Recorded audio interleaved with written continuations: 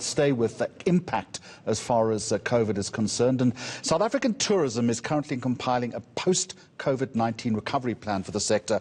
Around the world and in South Africa, the sector has been hit hard. According to the World Tourism Organization, international tourist arrivals will be down by 20 to 30% in 2020 when compared with 29 figures. That's equivalent to a loss of around 300 to 450 billion US dollars. That would be in international tourism receipt, in other words, exports. Now, the direct contribution of travel and tourism around the world counts today for around 3.3% of the total global GDP. More on this now. It's a real crisis, as we're joined by Chris Mears, who is Chief Executive Officer of African Travel and Tourism Association. Chris, good afternoon to you. Thank you very much for joining us. Let's focus on the continent of Africa first. Just how badly has it been impacted by this collapse in the global tourism industry? Can we quantify it? It's been absolutely devastating. The tourism world has simply stopped turning. Over the last 4 months, there have been no tourists travelling. We simply need to get the world travelling again because too many lives depend on it. And if you look at a region like South Africa, it's going to take a whole lot longer because we are a long-haul destination. Indeed, long-haul destinations have got a long lead in time. So it's vitally important that the consumer knows that they're able to travel far in advance. Currently looking at least 3 or 4 months in advance, and it's very encouraging to see that the South African tourism industry are looking at developing the right protocols in order to receive tourists as soon as possible.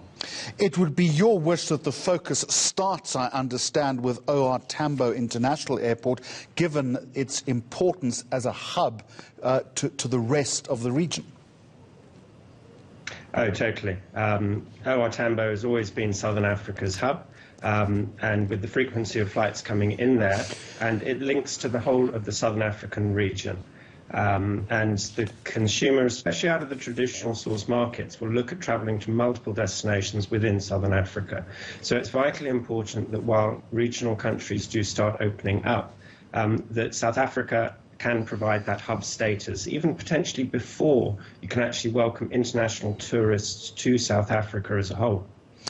We also fail, I think, to understand sometimes that tourism supports an enormous swathe of other business given supply chain dynamics.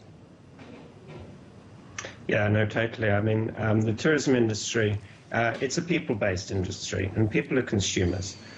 So a game lodge will support a huge array of families and employees, but it's also directly the direct lodge itself, but also the supply chain, because they consume food, beverage, fuel, variety of affiliated services. So by getting tourism moving, it really does push the economy along. So just a quick one then, in your opinion, how do you start creating demand and stimulating interest?